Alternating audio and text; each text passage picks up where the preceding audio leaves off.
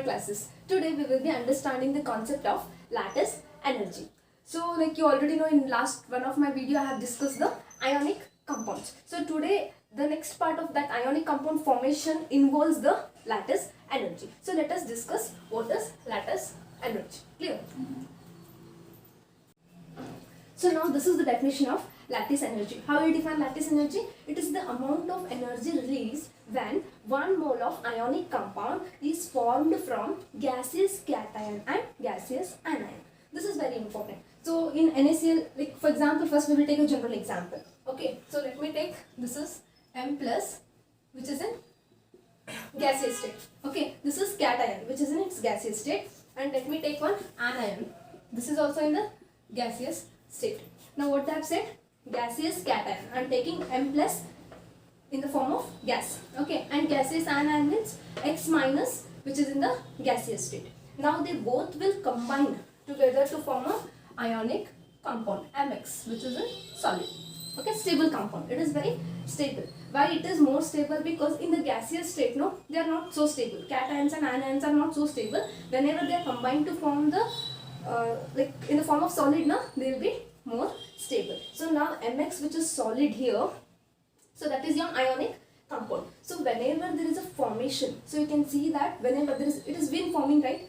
Gaseous cation and gaseous anion both are getting combined to form the ionic compound.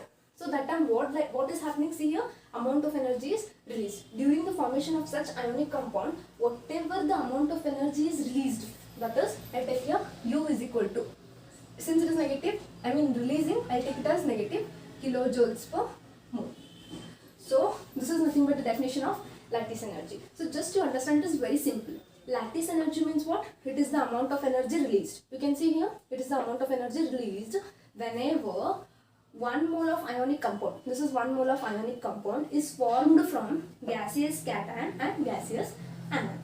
So if you want to take in particularly one example, I take NaCl. Okay, you know that Na plus cation in the gaseous state. Similarly, I take Cl minus anion in the gaseous state. Both together combine to form what? Your NaCl, which is solid, which is more stable. So that time whatever the amount of heat, the amount of energy is released, that itself is considered to be your lattice energy. Okay, this is one form of defining the lattice energy.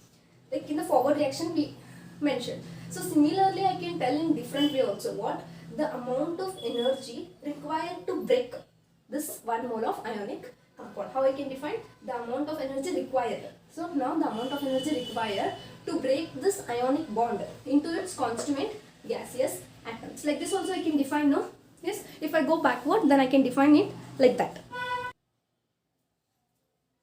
So now another definition I have written here, the amount of energy required to break 1 mole of ionic compound into gaseous cations and gaseous anions. So if I wanted so much of energy, think that X amount of energy to form this bond from gaseous atoms. Similarly, if I want again my reactants back, so I need to break this ionic bond. Yes, so that is only nothing but your lattice energy. Even like that, in the backward reaction we can explain, because whatever amount of energy I require to bind these both atoms into ionic compound, the same amount of energy I require to break this bond also, again to get my gaseous cations and gaseous anions. Okay, so this is one form of definition, and other form we can define like this. So this is the general form, and this is one particular example to define lattice energy. Okay, so this is all about the definition of lattice energy. Now let us understand which are the like terms which are being dependent on lattice energy. Means which quantities on which your lattice energy will be depending on. So first thing lattice energy depends on is your charge of ions. Why it is dependent on charge of ions? Because you know that lattice energy is formed when there will be a force of attraction between your cations and anions, isn't it? So that force of attraction, how it will be given by F is equal to K Q1 into Q2 divided by R square. You know this equation? Yes. So this is charge of one ion and this is the charge of another ion, and the separation between those two ions will be given by R. Okay, there is a internuclear separation. Now, if lattice energy wants to be greater, or how it is dependent on the charge of ions is Q1 and Q2 should be greater because the force of attraction should be greater. So, because these are directly proportional, F is directly proportional to Q1 into Q, isn't it? If charges are more, Q1 and Q2, charges are more, then your force of attraction will be more. Then indirectly, your lattice energy will be more. Clear? So, it is directly proportional. So, if the charge of ion is greater, then your force of attraction will be greater. Since your force of attraction is nothing but your formation of lattice energy, isn't it? So lattice energy will be greater. So what you should understand, the force of attraction between two ions is greater, lattice energy will be greater. Then definitely it will depend upon the charge. Okay, it has the direct relation with the charges. Okay, or the product of charges you can tell. Okay, so it directly depends, lattice energy directly depends upon the product of charges. This is one of the first factor on which your lattice energy is dependent. Now second point is what? Size of the ions. How should be the size of cations and anions? So think that if the size is very smaller, if the size of ion is smaller, then internuclear distance will be what? It will be less. So size is less.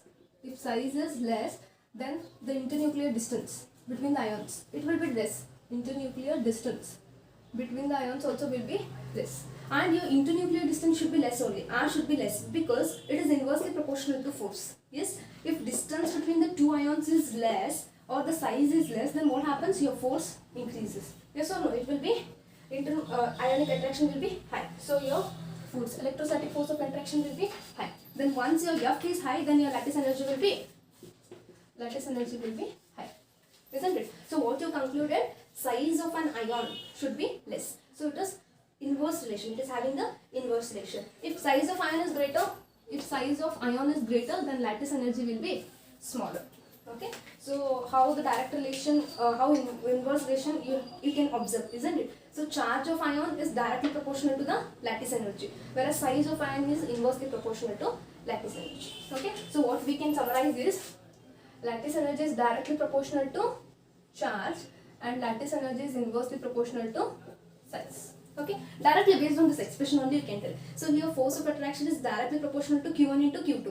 Yes, so Q1, Q2 increases, force increases, lattice energy increases. This is simple. Okay, here you see this is inversely proportional. If it increases, then it will get decreased. If once it is getting decreased, then lattice energy also will get decreased. Okay, so these are the two important factors on which your lattice energy depends on. Clear? I hope you understood what is lattice energy and what are the factors affecting the lattice energy. Thank you.